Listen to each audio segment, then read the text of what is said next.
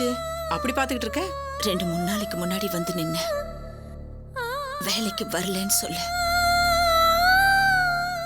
அப்போ எனக்கு அப்படி ஒரு அழுகு வந்துச்சு. எல்லா கஷ்டமும் தீந்து போச்சுமான்னு உங்ககிட்ட அழுது கண்ணீர் விட்டேன். என் கஷ்டம் என்னைக்கும் தீராதுமா. இப்ப பாருங்க, 20 வருஷத்துக்கு முன்னாடி எப்படி வந்து நின்னனோ அதே நிலைமையில இப்ப வந்து நிக்கிறேன். நர்மதா வீட்லயும் டாக்டர் அம்மா வீட்லயும் புதுசா வேலைக்கு ஆள் வச்சுட்டாங்க. இப்ப எனக்குன்னு இருக்கிற ஒரே நம்பிக்கை நீங்க மட்டும்தாம்மா. நீங்களும் இல்லைன்னு சொல்லிட்டீங்கன்னா எனக்கு அடுத்து என்ன பண்றதுன்னே தெரியலம்மா. உனக்கு எல்லா கஷ்டமும் முடிஞ்சிருச்சுன்னு நீ வந்து நின்னப்ப என்னமோ எனக்கே விடுதலை கிடைச்ச மாதிரி நான் சந்தோஷப்பட்டேன். உங்களை பார்க்காம என்னால இருக்க முடியலமா. நீ சும்மா வந்தப்ப கூட எனக்கு நீ பாத்திரம் விளக்கி கொடுத்த. அப்பெல்லாம் கூட எனக்கு ஒண்ணும் தெரியவே இல்லை. இப்போ மறுபடியும் பழைய மாதிரியே உன்னை பார்க்கணுமா? என்னம்மா பண்றது? என் தலையில என்ன எழுதிருக்கோ அப்படித்தானே நடக்கும். அது என்னடி அது? உலகத்துல யாருக்குமே இல்லாம உனக்கு மட்டும் மாஞ்சி மாஞ்சி வரி வரியா எழுதி வச்சிருக்கான். உன்னை பாக்குறப்பெல்லாம் எனக்கே என் மேல ஒரு குற்ற உணர்ச்சி வருதுடி. முதல்ல என்கிட்ட தானே நீ வேலை கேட்டு வந்த. நான் தானே உனக்கு வேலை கொடுத்தேன். நான் வேலை கொடுத்த நேரம் தான் உன்னை இப்படி ஆட்டி வைக்குதோ என்னமோ. என்னம்மா பேசுறீங்க? அன்னைக்கு மட்டும் நீங்க எனக்கு வேலை கொடுத்து உதவி பண்ணலனா என் 3 பிள்ளைங்களோட நான் செத்தே போயிருப்பேன். இப்ப மட்டும் என்னடி பெரிய வாழாத வாழ்க்கையை வாழ்ந்து முடிச்சிட்ட? அதனால தான்மா இப்ப கூட வாழறதுக்கு வழி தெரியல. நீங்க தான் ஏதாவது வழி பண்ணணும்னு உங்ககிட்டே திரும்பவும் வந்து நிக்கிறேன். இல்லடி, திரும்பவும் உன்னை வீட்டு வேலை செய்ய வச்சு பாக்குறதுக்கு என் மனசு ஒத்துக்கல சுந்தரி. அதெல்லாம் பார்த்தா இப்ப என் பிள்ளைங்க நிலைமை ரொம்ப மோசமாயிடுமா. அவங்கள நான் இத்தனை நாள் கஷ்டப்பட்டு காப்பாத்திட்டேன். இப்ப பாதி வழியில விட்டுற முடியுமாமா? இந்த உடம்புல எனக்கு இன்னும் தெம்பு இருக்குமா. அவங்கள நான் நல்லபடியா பாத்துக்குவேன். இந்த தைரியத்தையும் தன்னம்பிக்கையும் பாக்குறப்போ எனக்கு பொறாமையா இருக்குடி. அதே நேரத்துல நீ ஏன் இப்படி இருக்கேன்னு எனக்கு கோவமாவும் வருதுடி. என் மேல நீங்க கோவப்படாம வேற யாருமா கோவப்படுவா? அம்மா, என் வேலை விஷயம். வேற என்ன பண்றது? வா. நீங்க பேசுனதுல வச்சு பார்த்தப்போ எங்க வர வேண்டாம்னு சொல்லிடுவீங்களோன்னு பயந்துட்டம்மா. உன்னை கஷ்டப்பட வச்சுட்டு நான் எப்படி பாத்துக்கிட்டு இருப்பேன்? நம்ம சாப்பிடுற ஒவ்வொரு பருக்கையிலையும் நம்ம பேர் எழுதி வச்சிருக்கணும் பெரியவங்க சொல்லுவாங்க. ஆனா நான் சாப்பிடுற சாப்பாட்டுல உங்க பேர் தான் எழுதி இருக்கு.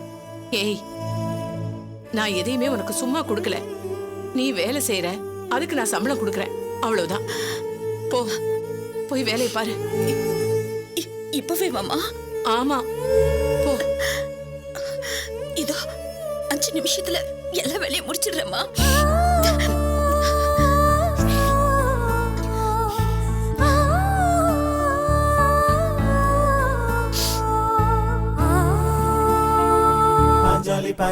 அம்மா, என்னை விட்டுட்டு என்னமா சாப்பிட்டுட்டு இருக்க? தேவாமிர்தம் பார்த்தா தெரியல. சாப்பிடு சாப்பிடு, நல்லா சாப்பிடு. இத சாப்பிட்டா அறிவு வளரும். ஏய், போடி உள்ள போய் வேலையை பாரு, போ.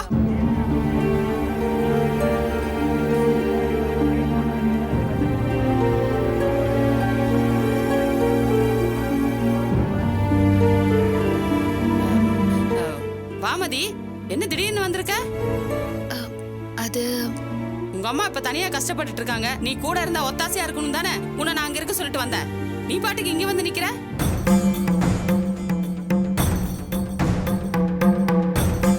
என்ன வழக்கம் போல உங்க அம்மாட்ட சண்டை போட்டு வந்துட்டியா? இல்ல, நிஜமாவே அவங்களுக்கு இப்போ உதவி தேவைப்படுது.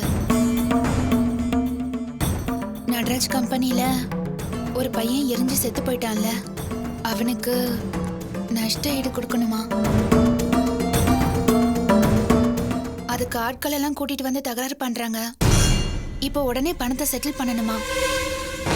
அதான் என் நகையெல்லாம் பாவம் அந்த மனுஷிக்கு எத்தனை சிரமம் பாத்தியா? ஏன் அந்த அம்மாவை போட்டு இந்த பாடுபடுத்துது? மதி, நான் ஒரு நல்ல யோசனை சொல்லட்டுமா? இவ்வளவு பிரச்சனைக்கு காரணம் நேரம் சரியில்லாததான். பேசாம உங்க அம்மாவை மாரியாத்தாக்கு வேண்டிட்டு மொட்டை போட சொல்ல. அப்படியாவது இதெல்லாம் சரியாகுதான்னு பாப்போம். இல்லாத நான் ஆமா, இப்போ உன் தம்பிக்கு எப்படி இருக்கு? நல்லா இருக்கான். இங்க பாரு மதி, காசு பணம் செலவாயிர போகுதுன்னு உங்க அம்மா பாட்டு கண்டுக்காம விட்டுற போறாங்க. பாவம், இன்னும் கல்யாணம் காட்சின்னு ஆகாம இருக்கிற புள்ள. இதனால ஒரு குறைய ஆயிடக்கூடாதுல்ல. நான் சொன்னேன்னு சொல்லி இந்த ஏர்வாடி, பாண்டி மடம், நாகூர்னு கூட்டிட்டு போய் கொஞ்ச நாளைக்கு கட்டி வச்சா எல்லாம் சரியா போயிடுமா? அதெல்லாம் அவங்க பாத்துக்குவாங்க அத்தை. நான் ஒரு முக்கியமான விஷயம் பத்தி பேசதான் வந்தேன். ஏய், என்னடி மரம் மாதிரி நின்று இருக்க? போய் வேலையை பார்க்க மாட்டியா? எவ்வளவு வேலை கிடக்குது, ஒன்னும் புரிய மாட்டேங்குது. போடி. அத்தை ஒரு நிமிஷம். அத்தை, அம்மா நிலைமை இப்ப ரொம்ப மோசமா இருக்கு. ரவுடிங்க வந்து வீட்டுல மிரட்டுறாங்க. வேற வழியே இல்ல அத்தை. அதான் என் நகைய கொஞ்சம். எந்த நகை? அதான் அவரு வாங்கிட்டு போய் அடமானம் வச்சாரே. இன்னுமா அதை திருப்பல? என்ன மதி இது? இதுதான் நீ குடும்பம் பண்ற லட்சணமா? அந்த நகையை அடமானம் வச்சு எத்தனை நாள் ஆச்சு? இப்பதான் அதை பத்தி உனக்கு யோசனை வருதுன்னா அப்புறம் எப்படி நல்லபடியா நீ குடுத்தன நடத்துவ? இப்ப கூட உங்க அம்மாவுக்கு ஒரு சிக்கல்னதுக்கு அப்புறம் தான் அந்த நகையை பத்தின ஞாபகமே உனக்கு வந்திருக்கு இல்ல? சரி, பாவம், அது கஷ்டப்படுற பொம்பளை இந்த நேரத்துல கொடுத்து உதவலானா அதுக்கும் வழி இல்லாம இப்படி பண்ணி வச்சிருக்கே. ஆமா, செத்து போன பையனுக்கு உங்க அம்மா எவ்வளவு தரணும்? அது ஒரு 5 லட்சம் தரணுமா? என்னடி இது அநியாயமா இருக்கு? அவ்வளவு பெரிய அரசாங்கத்திலே போலீஸ் யாரையா சுட்டு கொண்டா கூட 1 லட்சம் ரூபாய் தான் தராங்களாம். இவனுக்கு எதுக்கு இம்பிட்டு பணம்? அது சின்ன பையனை வேலைக்கு வச்சது சட்டப்படி குற்றமா. யார் வேலைக்கு வச்சாங்க? நம்ம நடராஜ் தான் வச்சான். ஆமாண்டி, நீயே போய் கோர்ட்ல சாட்சி சொல்லுவ போல இருக்க. யாரு வச்சாங்கன்னு கேட்டா அப்படி ஒரு பையனை நாங்க பார்த்ததே இல்லைன்னு படக்குன்னு பதில சொல்ல வேண்டாம். அந்த பையன் கம்பெனில திருடுறதுக்காக தான் ஏறி குதிச்சான். அதனாலதான் நெருப்பே பிடிச்சது. அதனால நீங்க தான் எங்களுக்கு பணம் தரணும்னு உங்க அம்மாவை போய் கேட்க சொல்லு. அத்தை, நடக்கிற விஷயத்த பேசுங்க. ஏன் நடக்காதுன்னு கேக்குறேன். நான் சொல்றது எல்லாமே உங்க அம்மா நல்லதுக்காக தான்.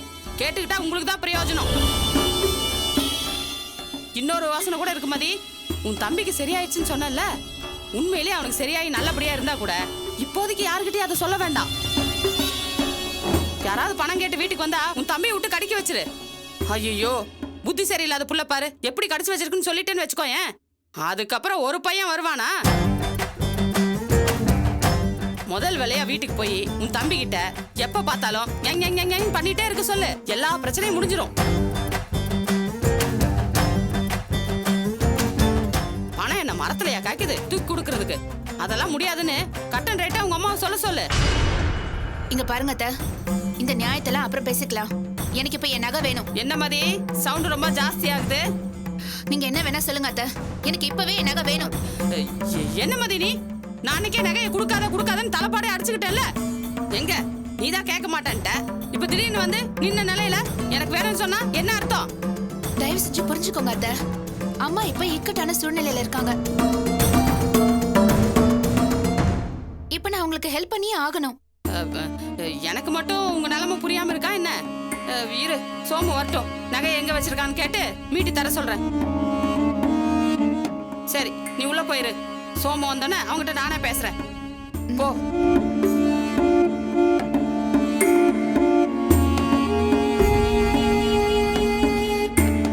ஏய், இந்த மாதிரி மதி நகையை கேட்டு வம்படியா அடம்பிடிச்சிட்டு வந்து நிக்கிறா.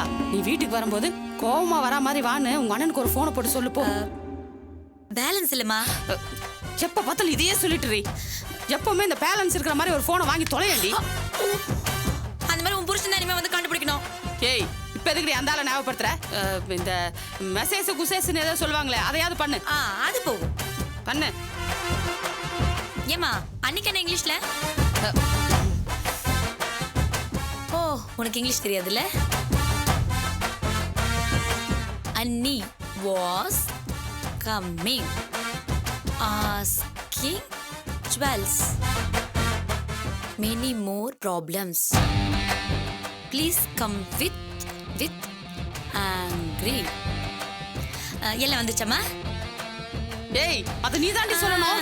வந்துருச்சு வந்துருச்சு, நான் அனுப்பிடுறேன். அனுப்பு. ஆ, போயிடுச்சா? போயிடுச்சு. முதல்ல ரீசார்ஜ் பண்ண 30 ரூபா கொடு. ஏய் இதுக்கு நான் ஆட்டோ பிடிச்சி நேரடியாவே போய் சொல்லிட்டு வந்திருப்பேன்டி. மா குடுமா. எறி கைய நானே தரேன்.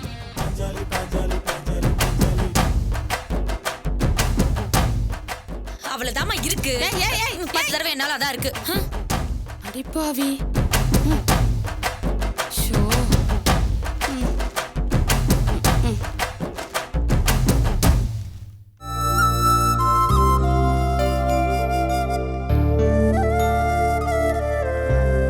எப்படி இருக்க நட்ராஜ்?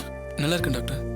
வார்த்தையா சொல்லக்கூடாது, மனசுல இருந்து சொல்லணும். நிஜமா தான் டாக்டர், இப்போ எனக்கு எந்த பிரச்சனையும் கிடையாது. Very good. இப்படித்தான் மனசை எப்பயுமே திடமா வச்சுக்கணும். எல்லாத்துலயும் ஒரு பாசிட்டிவ் அப்ரோச் இருந்தா வியாதி நம்ம கிட்ட எப்படி வரும்? மனசுங்கிறது மோசமான நோய், வீரியமான மருந்து ரெண்டும் கலந்ததுதான். அதை நீ எப்படி வச்சுக்கிறங்கிறது உன் கையில தான் இருக்கு.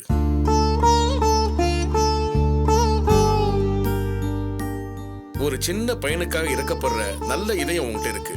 அதை நீ இவ்வளவு வீக்கா வச்சுக்கலாமா?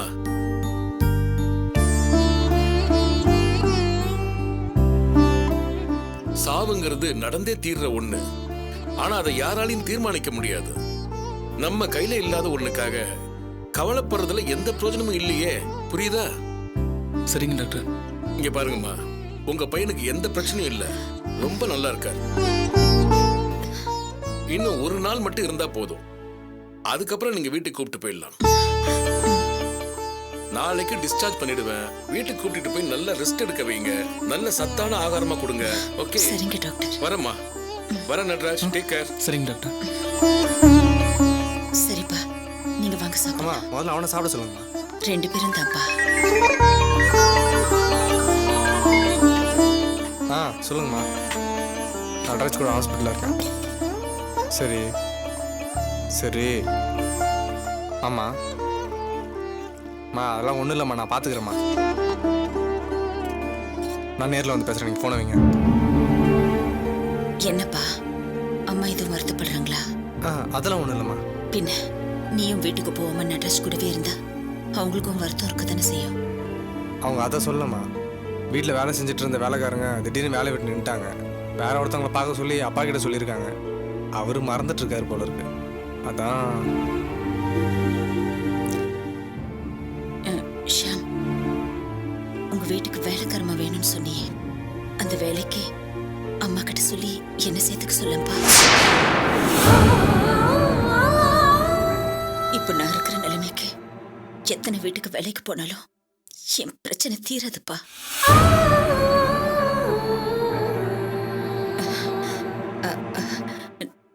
நட்ராஜ் உடம்பு சரியாயிடுச்சுன்னா அவன் பாத்துக்குவான். அது வரைக்கும் தான். தெரியாத யார் வீட்ல வேலை பார்க்கறத விட தெரிஞ்சு நம்ம வீட்ல வேலை பார்க்கறது சுழுவா இருக்கும்ல. மா என்னம்மா பேசுறீங்க? நீங்க போய் வீட்டு வேலை பார்க்கறதா? இத்தனை வருஷமா அந்த வேலையை தானப்பா பார்த்துட்டு இருக்கேன். யாருக்கோ கொடுக்குற வேலையை எனக்கு கொடுக்கலாமேப்பா. 2-3 வேலை கிடைச்சதுன்னா கொஞ்சம் முன்பணம் வாங்கி இப்ப இருக்கிற பிரச்சனையெல்லாம் சமாளிச்சிடலாம்ப்பா. மா அதுக்காக நீங்க எங்க வீட்டுல வந்து வேலை பார்க்கறதா? உங்களை அப்படிலாம் என்னால யோசிச்சு கூட பார்க்க முடியலமா. தயவு செஞ்சு என்ன புரிஞ்சுக்கப்பா. இப்ப நான் பண நெருக்கடியில இருக்கேன். மா நீங்க எதுவும் பேசாதீங்க. பணம் தான் ப்ராப்ளம்னா நம்ம அதுக்கு வேற ஏதாவது வழி பார்க்கலாமா? ஆனா அதுக்கான கால அவகாசம் இப்ப இல்லையேப்பா.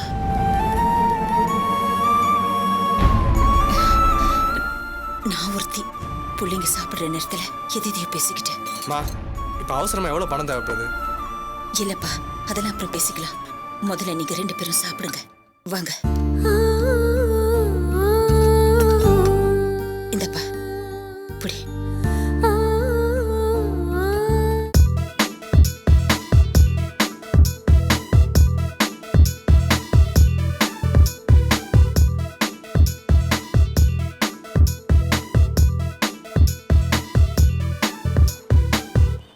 டேய், இதோ வந்துடுறேன். நான் கடையை பார்த்துங்கன்ட்டு போய் இவ்வளோ நேரம் கழிச்சு வர.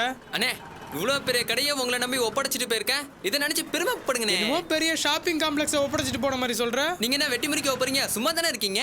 டேய், சும்மா இல்லடா, காதலை பத்தி 24 ஹவர்ஸ் திங்க் பண்ணிக்கிட்டே இருக்கேன். நடக்காத ஒண்ணுக்கு இல்லாத ஒண்ண போட்டு ஏன்னா கசிக்கிட்டு இருக்கீங்க? தம்பி வர வர உன் வேடெல்லாம் ரொம்ப பேடாகுது, பாத்துக்க. ஒரு நேரம் போல ஒரு நேரம் அண்ணன் இருக்க மாட்டேன். சாரிண்ணே, மன்னிச்சுக்கங்க. அந்த பயம் இருக்கட்டும். Annie was coming asking jewels many more problems you come with angry. என்னென்ன யோசிக்கிறீங்க? இல்லடா, சித்ரா மெசேஜ் அனுப்பியிருக்கா. ஒருவேளை அவங்க அண்ணனுக்கு அனுப்ப வேண்டிய மெசேஜை மாத்தி எனக்கு அனுப்பிட்டான்னு நினைக்கிறேன். அதெல்லாம் மாறி வராதுண்ணே, உங்களுக்குன்னு தெரிஞ்சே அனுப்பிச்சிருப்பாங்க. ப்ளீஸ் கிவ் மீ 10 rupees வந்திருக்கான்னு பாருங்க. அப்படிலாம் எதுவும் இல்லையேடா. அப்படின்னா அவங்க அண்ணனுக்காக தான் இருக்கும். டேய், இந்த நம்பரை சச்சின் நம்பர் சொல்லி சித்ராக்கு நான் கொடுத்ததுடா. அக்கா பத்தி உங்களுக்கே நல்லா தெரியுமேண்ணே, மெதுவா நூல் விட்டு பார்த்துருக்கோண்ணே. டேய், அக்கான்னு சொல்லிட்டு இப்ப நூலு இல்லைன்னு கண்ணாமண்ணான்னு பேசுறியா? அண்ணே, அக்காவே நேர்ல வந்துட்டாங்கண்ணே. என்னடா சொல்ற? மெசேஜ் அனுப்பிச்சு நீங்க பதில் சொல்லனே நேர்லயே வந்துட்டாங்க பாருங்க.